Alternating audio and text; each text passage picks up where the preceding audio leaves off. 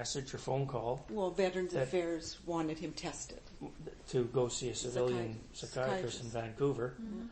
And as soon as we walk into his office and he says, you look like you'd be a PTSD candidate, and Pat just started bawling. And finally somebody recognizes it. Mm-hmm.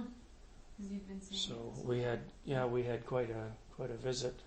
So he diagnosed him PTSD, and we didn't even get out of Somalia. He said, I don't need to go for any more of your story. So it was done. And so Veterans has been pretty good for Herbie since then. When he's willing to work it. It's still hard. It's still a struggle, right? Yeah. I do have my days when I'm really off the rail. Yeah. Well, I can imagine that there's such a, even hearing the sort of what I've heard from your story, kind of the overview, there's so many things in your life where you've been able to kind of accomplish what those around you couldn't, and do it on your own steam, and do it really well, and do lots of it. Like, kind of your work ethic from when you were a kid, was kind of like the amount of work experience you fit in before you got out of high school is like a ton. And then, so then to kind of, and that's just high school. Yeah. So then, I can see. And then always having really these secondary jobs when I'm going along, because I was always afraid of being unemployed. I guess that was it. It might have been an underlying fear. And I used to go into the psychiatrist every once in a while with him, because things would get so bad at home. I'd say, okay, I got to go see what's going on in the psychiatrist's office. And he never shut up to hear Herbie's story. And so then I'd have to say, you know what? My husband is in this hole, and you put this ladder in there, and you shine this little light, and you say, we're going to give you 110%, and he starts climbing, and then bang, you knock him back down, and like he just can't, he's not getting out of this hole. And again, it was denial that it was PTSD. It just, but with knowing what he told me and reading the letters that he wrote me, I thought, how could it not be PTSD? Right, yeah. It just, so they're all lined up for you. Yeah. Yeah. So it was really tough with the transition, because even though Dr. Hayes diagnosed him PTSD when we moved here, there was nobody around here that dealt with PTSD. Yeah. So it took a long time to even find somebody that he could then go to. We went into UBC for a few times, but holy crap, that was more of a trauma than anything, because he doesn't do well in traffic. All right.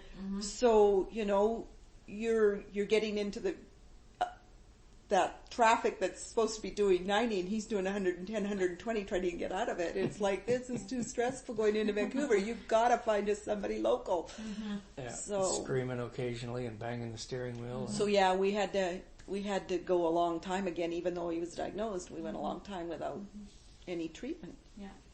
Yeah. And, the way I've seen it over the years, the longer you go, the longer it's hard to it's longer it's taking to recover. Yeah. So that's where the transition part has really been a fail for him, right? Getting out and actually sort of being able to readjust and be supported in doing so. Yeah. Yeah. And even after he got out, that, like you say, that work ethic, like he took the first thing they did was put him on the rehab. So that was the IT course. That didn't pan into a job. Yeah. Then you did woodworking for cabinet making. That was 3 jobs.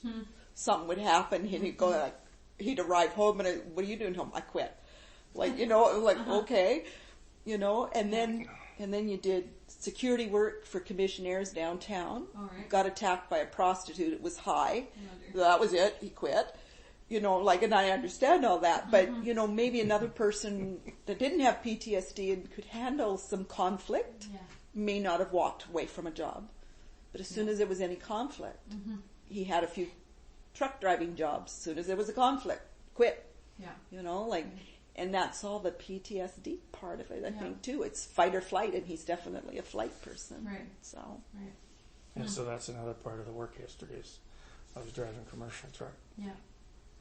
So then that after 2001, maybe just give me kind of like 5-sentence summary of 2001 till now, and then we'll probably go back into some of it with some of the other questions. Okay. Well, from then, that's when I. Called it the hereafter. So that's when I went into the IT program, networking. Went to college for that. I had a couple of jobs lined up, but as Pat said, they just never panned out. So then I drove truck for a couple of years or a year and a half or something. Anyway, it was a fairly comfortable job. It was driving from Vancouver to Portland, Oregon, drop off a trailer, pick up an empty one, and come back, pick up a load on the way. But then the dispatcher started getting under my skin, and I suppose I got under his skin, and I disobeyed all their directions, and I just drove back to Canada and handed in the keys and said, that's it, I'm not doing this anymore. So then I went to work with the commissionaires. I did that for a year. The hooker attacked me and she clawed me up pretty badly, and anyway, so that was the end of that. I had to have HIV follow-up for that year. Fortunately, I was clean. And then I went back driving again. For several years. For several years with different companies. Well, no, actually, Mountain View Reload, I stayed with them for quite a while. I was hauling lumber from the north down. So that was a pretty good gig. And somewhere in there I started woodworking. I guess somewhere at the beginning or the end. I can't even remember. No, I think woodworking was before Mountain Reload. So I worked at a couple of cabinet shops. Three cabinet shops. But then I broke out and started doing it on my own, and then I started working with a friend and doing that part-time. And so nothing was held down. But we also started traveling in that time, so it wasn't all doom and gloom. Right. And then I took up medical transcription. And because of my hearing, I had an awful time with that. That was a struggle. So I ended up doing that just over a year, less than a year. Less than a year. Well, the course was a year, wasn't it? Course was over a year for months, you. Over because you had the major suicide attempt. Oh, that was in 2011, Okay, so 2011 is when I overdosed with all the drugs in the house.